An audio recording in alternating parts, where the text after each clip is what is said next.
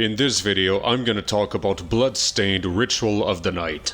Story number 1 involves the original designer of most of the later Castlevania games running off to make his own development studio with blackjack and hookers.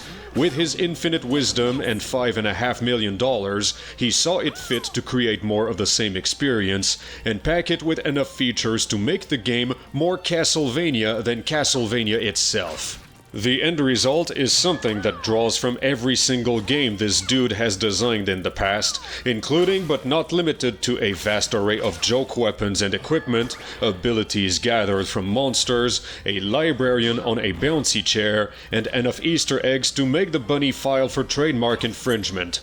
The more you are familiar with gaming and anime culture, the more likely you are to notice shoutouts to the likes of Shovel Knight and JoJo's Bizarre Adventure. It is actually kind of difficult to talk about this game because it feels like everything that sticks out as weird is actually a nod to some other franchise or concept, and describing all of these one by one would make this video long enough to get monetized and actually turn a profit. Story number 2 involves you as a gorgeous lady capable of kicking industrial amounts of ass, while the game conveniently takes their names for you.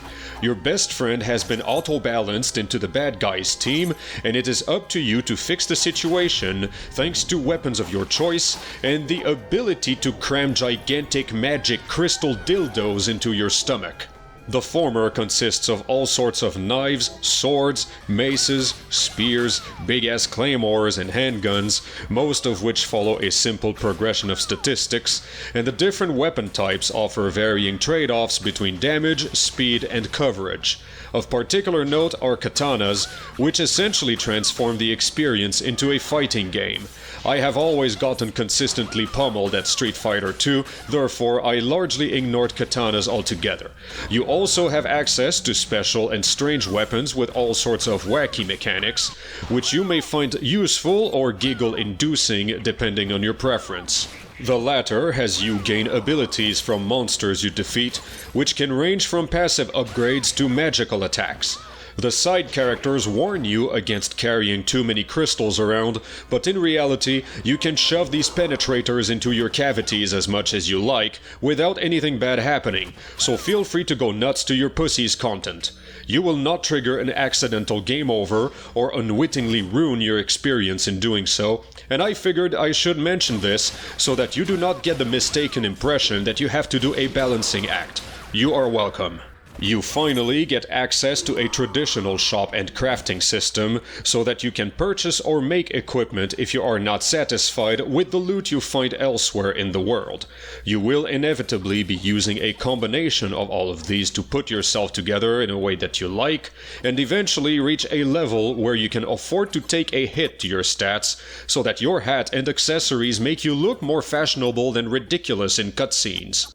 Because this is an action RPG, it means that you will have to kill a lot of stuff in order to grow your stats to an acceptable level, which is not too bad if you simply slice and dice everything that has the misfortune of being in your path. Other ways to improve yourself include finding the countless items that increase your HP and magic power, and eating the food that you prepare, since every first consumption rewards a permanent stat boost that quickly adds up.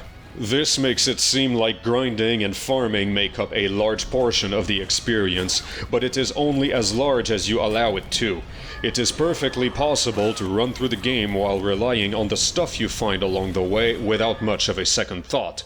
But you also have convenient spots where you can just duck in and out of a room repeatedly to kill this particular monster dozens of times just for the sake of getting the thing you are looking for and wildly overlevel yourself for any upcoming boss fight. The actual killing part will involve an attack button, a jump button, 2 magic buttons, a backstep button, possible key combos, passive abilities, and an absurdly convoluted and powerful shortcut menu so that you can switch loadouts at a moment's notice. The caveat is that the purified 3D design of everything in the game means that you lose out on frame-perfect precision, and the controls gain an inherent floatiness that makes it so that some button inputs at the wrong time result in your character accomplishing sweet fuck all. Depending on your approach, this adventure is likely to keep you busy for anywhere between 15 and 40 hours on your first run, with the latter extreme being if you decide to actually grind and farm to complete as much of the game's logbook as you can. This is what I did. Apparently you can beat the game comfortably at level 35. I did it at level 65. The final battle was a short one. Until you get to that point, you can enjoy a soundtrack where you can easily recognize which songs have been composed by Michiru Yamane due to their beautiful melodies and the bassist having the easiest job in the world. You can also bask in the many varied pieces of Gothic art direction and the way the different areas have absolutely no structural cohesion between one another, let alone correspondence to the title screen artwork. Particular in the level design is that dangerous pointy bits are surrounded by a noticeable glow so that you can easily recognize them as places you do not want to touch. The complete package is something that does not try to reinvent the wheel, but instead tries to celebrate all of the historical idiosyncrasies that made this offering into what it is today.